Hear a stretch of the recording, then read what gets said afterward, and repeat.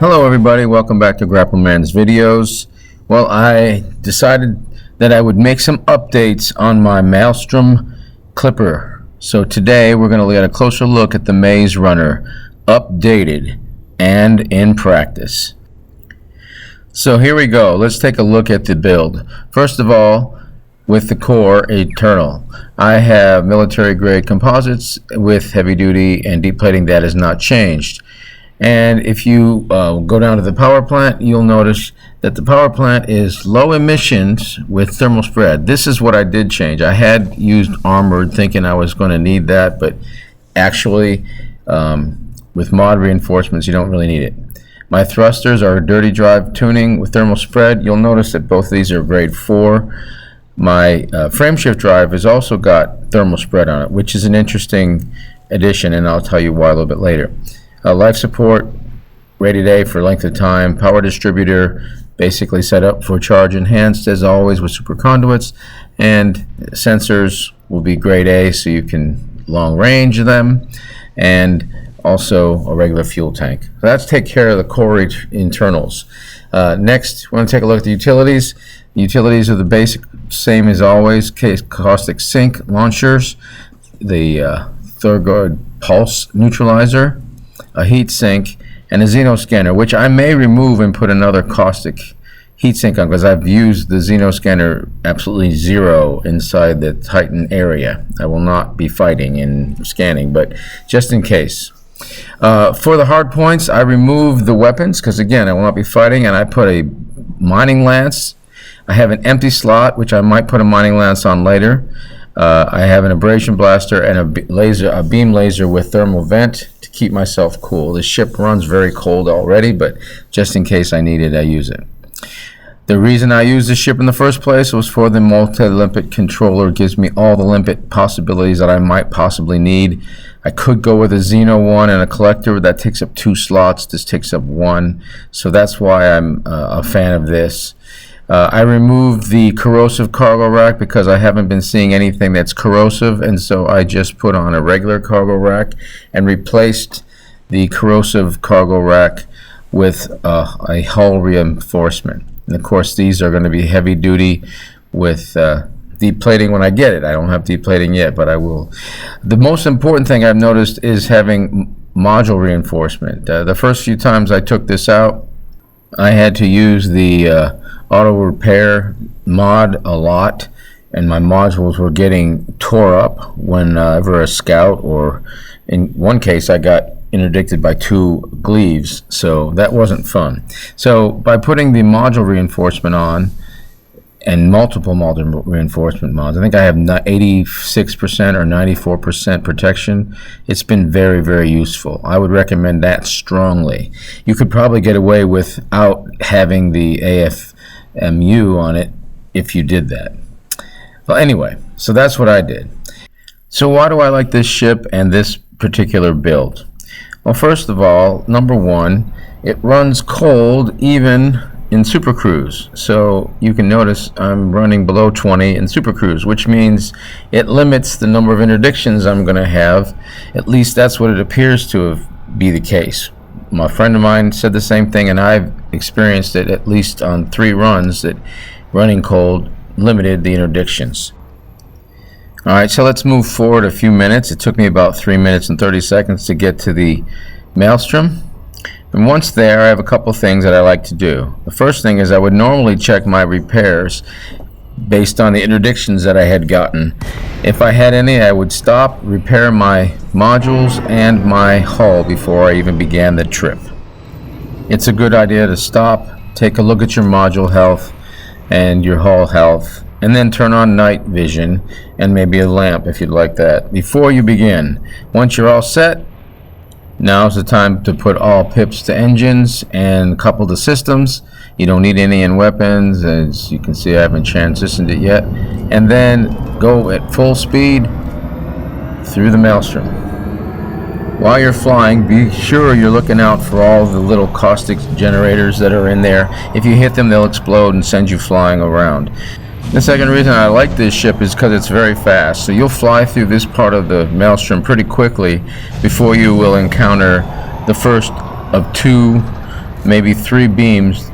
Be sure to release your caustic sinks to keep your caustic damage from getting big. And you'll know the beam's about to come because you'll see a white light behind the red part of the Maelstrom.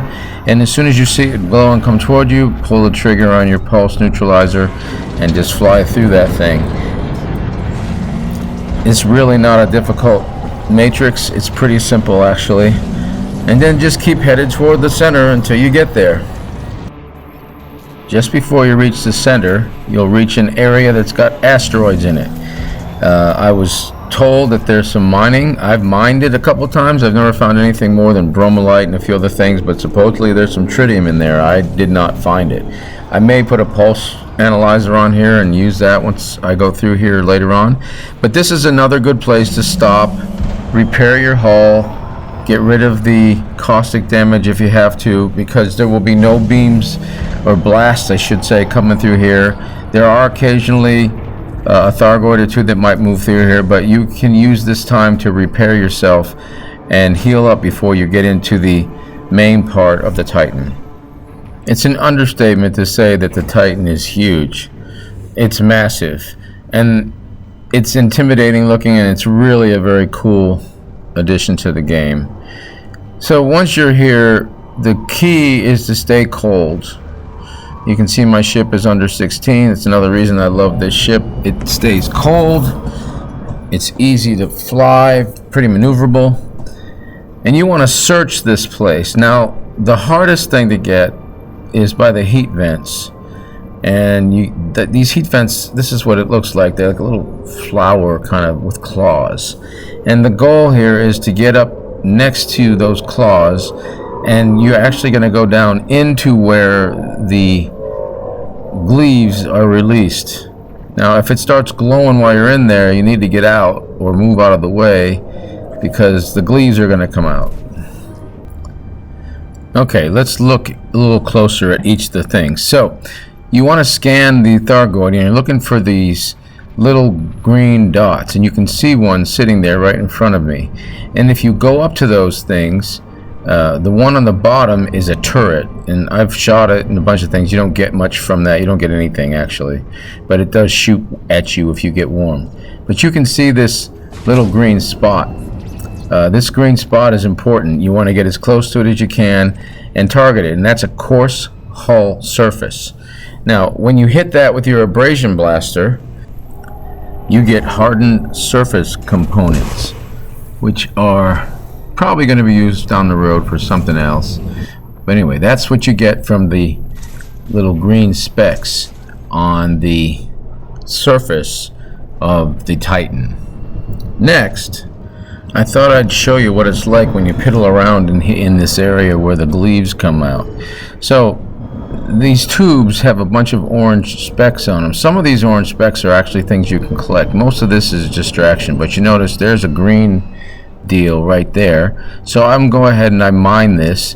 What I have noticed, if you hit it with the abrasion blaster, you get more chunks than if you use the beam laser. And I've also noticed that you can hit it more than once sometimes. As long as there's some green left, you can hit it more than once. And a third thing I've noticed is that the limpets sometimes malfunction. So you may think you got it, but you didn't, and the limpet's just floating around, rolling around. There must be some damage that the limpets have done to them because of the Thargoid. Now you notice that's the tube. Now see when it starts glowing like that? That's when the gleaves come back. So I decided I'd back up, and I thought this was an interesting thing to see, so I'm just going to let you watch it. I'm not going to say much here, but you can see that if you were in there when that happened, you probably would not make it out.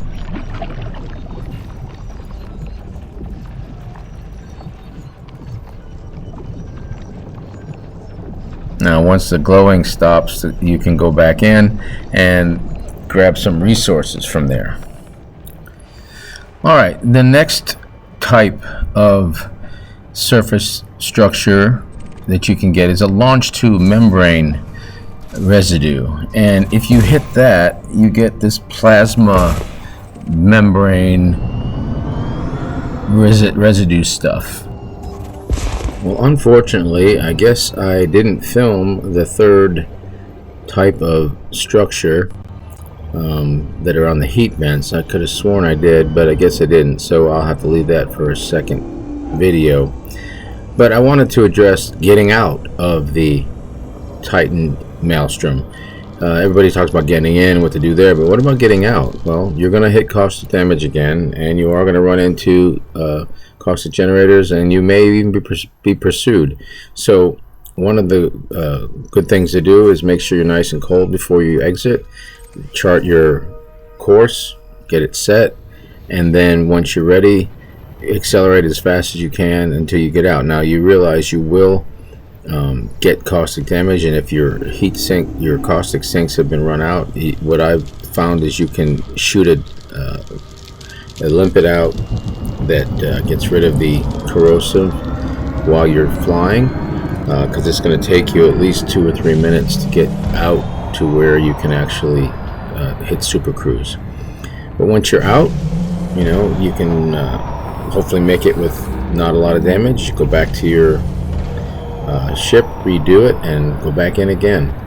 I can't wait to do this some more with some friends, but until next time, I wish you a lot of luck getting your ship built. And again, I've seen a lot of great ships out there. I actually have an FAS that also does this.